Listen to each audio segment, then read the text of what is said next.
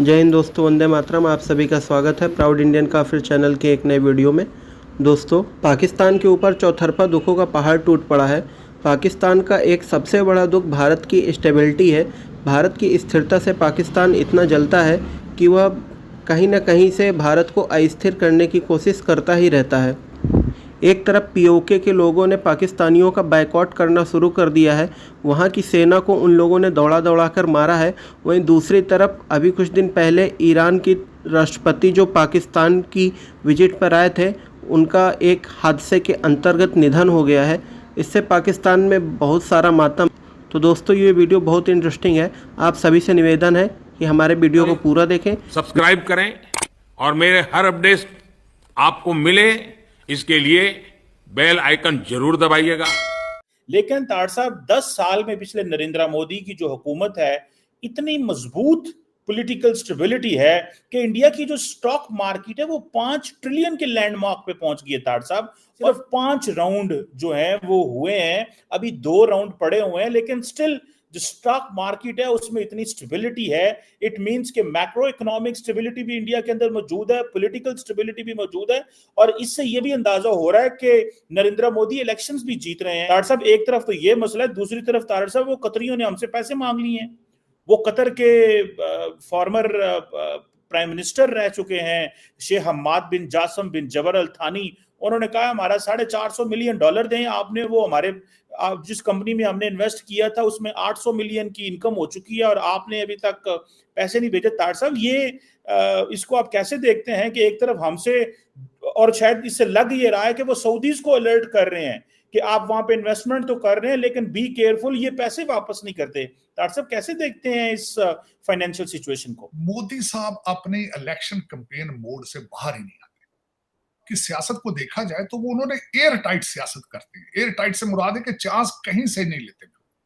और दूसरा जो मैंने बिलखसूस ये देखा है कि जिस तरीके से मोदी साहब का, जब अगर आप पोर्टफोलियो स्टडी करते हैं, जिस तरीके से उनकी डेडिकेशन और उनकी जिस तरीके से ही started as a political worker, और फिर और जो मैं बिलखसूस है खास कर बात करता हूं कि मोदी साहब अपने जब लोग सियासतदान जब जीत जाते हैं तो वो एक रिलैक्स मूड में चले जाते हैं, फिर गलतियां भी करते हैं, फिर बदले भी लेते हैं, बदले की सियासत भी करते हैं, फिर चांसेस लेते हैं। टीम मेंबर्स अपने उनके वजीर जो है उनको खुली छुट्टियां मिल जाती हैं, करप्शन में बात। अब ये देखें, अगर रिसेंट इलेक्शन को अगर देखा जाए, इस इलेक्शन मोदी साहब के इंटरनेशनल दौरों से चीज शुरू होती है, फिर चंद्रयान की बातें फिर होती है, फिर उसके बाद सूरज के ऊपर जो चीजें, फिर जिस तरीके से टीम बिल्डिंग प्रोसेस में, और जिस हर एक दुनिया के अंदर जो इश्यूज आते हैं, सोच सोच के कदम उठाए जाते हैं। इस इलेक्शन से पहले बल्कि रशिया से तो आवाजें भी आई है चीमा साहब कि भारतीय इलेक्शन के अंदर अमेरिका जो है वो मेडलिंग कर रहा है, लेकिन बड़ा सेंसिटिव मैटर था, लेकिन किस खूबसूरती से हैंडल किया गया है। पैनिक नहीं हुए। देखिए ना, पैनिक हो जाते ना, पैनिक होके कोई ऐसा बयान दे देते, जयशंकर साहब भी बयान ऐसा दे देते, अमित शाह साहब ऐसा बयान दे देते, मोदी साहब ऐसा बयान दे जाते जो डीरेल हो जाते, इलेक्शन पे इंपैक्ट आ जाता। इलेक्शन के दौरान 2-4 स्टेप लिए गए हैं, मैं हैरान हूं कि वो भी उनके हक में जा रहे हैं। जिस तरह आप देख लें, दिल्ली के चीफ मिनिस्टर साहब हैं जेल में, केजरीवाल साहब ये हैं। चाइना ने बंदरगाह की एक्सपेंशन की है, लेकिन इसी इलेक्शन पे उन्होंने फौरन जाके ईरान के साथ डील बना ली अपनी फौरन। इसी इलेक्शन से फौरन पहले आपने देखा होगा कि अमेरिका के साथ तनाव आया रिलेशनशिप में, जयशंकर साहब फौरन रशिया पहुंच गए। तो ये देखें, ये चीजें, इसमें एक चीज देखनी होती है कि लीडरशिप और डेडिकेशन और नेशनलिज्म। मोदी साहब का या अमित शाह का कोई प्रोग्राम नहीं है दुबई में प्रॉपर्टी बनाने का।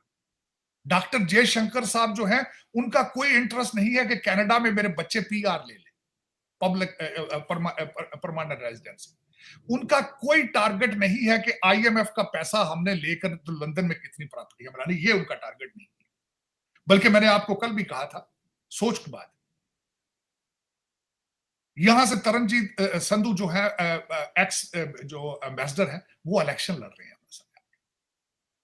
और इस वक्त जितनी सख्त गर्मी है वहां पे वो जलसे कर रहे हैं। मैंने कल, मुझे किसी दोस्त ने तस्वीर भेजी है कि Taranjit Sandhu ex ambassador motorcycle के ऊपर अपनी कैंपेन चला रहे हैं, मोटरसाइकिल। के मंगला डैम के ऊपर जो है हमारे कश्मीरी जो है कब्जा कर लेंगे, तमाम हाइड्रो पावर प्रोजेक्ट्स पे कब्जा कर लेंगे और पाकिस्तान की बिजली काट देंगे हम बहुत जल्द। कि इंडिया जम्मू कश्मीर को ट्रीट करता है एज इट्स ओन टेरिटरी और वहां डेवलपमेंट भी है, सारा कुछ है, जबकि पाकिस्तान हमें ट्रीट करता है एज अ कॉलोनी। लिहाजा यहां कोई डेवलपमेंट नहीं है सवाए लूट मार के। और सेकंड क्या, थर्ड क्लास सिटीजन की हैसियत है हमारी, और हमें ताने दिए जाते हैं कि हम कश्मीर जो है वो पाकिस्तान का खाता है, पाकिस्तान का खाता है, जबकि हमने कई दफा ये साबित किया है दादो शुमार दे के भी कि हम पाकिस्तान का नहीं खाते, पाकिस्तान हमारा खाता है, बल्कि पाकिस्तान की तरफ हमारे 300 अरब रुपए के वाजिबात हैं बिजली की मद में, जो पाकिस्तान को हमें देने चाहिए और वो नहीं दे रहा। उन्होंने योगी जी ने मुझे एड्रेस किया है, उन्होंने मुझे कहा है कि ठंड रखो, 6 महीने के अंदर अंदर तुम लोगों को ले लेंगे हम, फिक्र ना करो, ठीक है ना।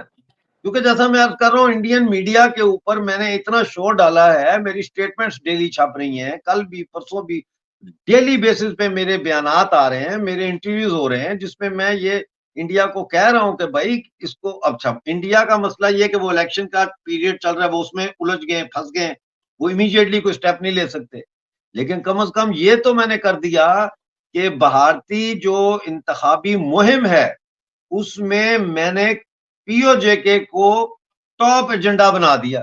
कोई भारतीय लीडर जो है पीओजेके का जिक्र किए बगैर जो है वो स्टेज से नीचे नहीं उतर सकता। नहीं है कि हम भारत का हिस्सा थे, भारत का हिस्सा हैं और भारत का हिस्सा रहेंगे।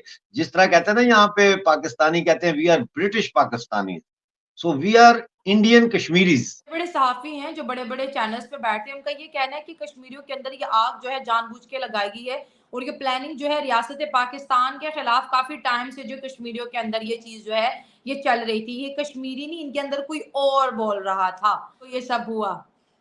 जुबान खल्क को नकारा है खुदा जानो, इनके हाँ। अंदर खुदा बोल रहा है, पाकिस्तान ने कहां से बोलना है। अवाम की आवाज को कहा जाता है कि ये खुदा की आवाज बन जाती है, खुदा की आवाज होती है। ये वो बात हो गई है जो मैं हमेशा कहता था कि इंडिविजुअल विल जो है वो यूनिवर्सल विल में तब्दील हो, और वो हो गई यूनिवर्सल विल। आज यूनिवर्सल विल जो है वो पाकिस्तानी कब्जे वाले जम्मू कश्मीर के लोगों की ये कि हमने पाकिस्तान के साथ नहीं रहना, ये यूनिवर्सल विल है।